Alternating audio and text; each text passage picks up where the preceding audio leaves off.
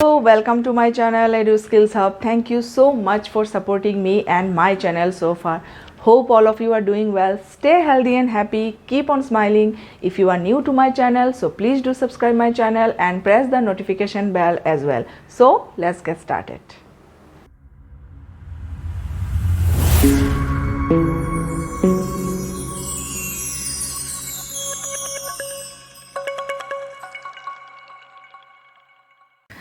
Hello viewers and my dear students. Today we will discuss about the powers and position of the Queen or King of England. At present, the current monarch of England is King Charles III. After a historic 70 years on the throne as British longest serving monarch, Queen Elizabeth II died at the age of 96 at her home at Balmoral Castle in Scotland on September 8, 2022.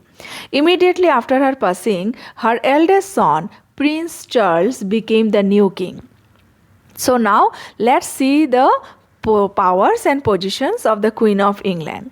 The Queen or King of England is a constitutional head of the state, and as such, she or he exercises certain executive, legislative, financial, and judicial powers. Now, let's see the executive powers of the Queen or the King in England. The Queen or King is the chief executive. All executive powers are exercised in her or his name. Queen or King is the head of the administration and has to see all national laws are properly exercised in the country or not.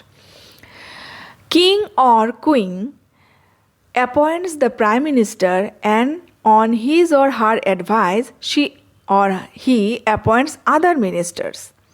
All high-ranking officials of England are appointed by the Queen or the King. The Queen or the King can also declare war and conclude treaties with foreign countries, etc. These are all executive powers of the Queen or the King of England.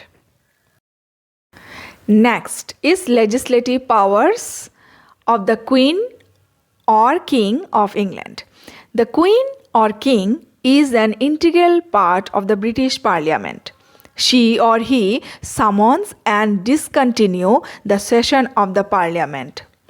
The Queen or the King in England has the power to dissolve the House of Commons. All bills passed by the Parliament must be approved by the Queen or the King of England. She or he has also the power to issue ordinances. That means an order or rule made by a government or somebody in a position of authority. Next, the financial powers. The annual budget and supplementary budget are presented by the Chancellor of Exchequer in the name of the Queen. Here, the Chancellor of Exchequer means the Finance Minister. In England, Finance Minister is called the Chancellor of Exchequer. Moreover, no tax or demand for money can be included in the budget without the recommendation of the King or the Queen of England. Next, judicial powers. The Queen or the King is the fountain of justice. She or he appoints the judges. All judgments in the courts are given in her or his name. The Queen has the power to grant pardon or to stop or delay the punishment of a prisoner who was going to be punished by death. Next, head of the church. The Queen or the King is the head of the established Church of England. The Queen appoints archbishops, bishops, and other dignitaries of the church and gives her assent to the decision of the church. The Queen or the King of England is regarded as the defender of faith. This title was conferred to the King Henry VIII by the Pope. He was the former king of the United Kingdom. Now, let's see the position of the British Queen or the King. Thus, it is found that in the theory, the Queen of England or the King of England exercises supreme authority in executive, legislative, financial, and judicial spheres. But it should be remembered that in England, absolute monarchy has been transformed into limited monarchy.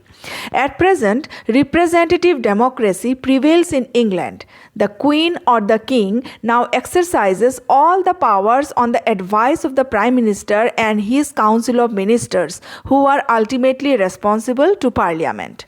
But it doesn't mean the Queen or the King is simply a rubber stamp.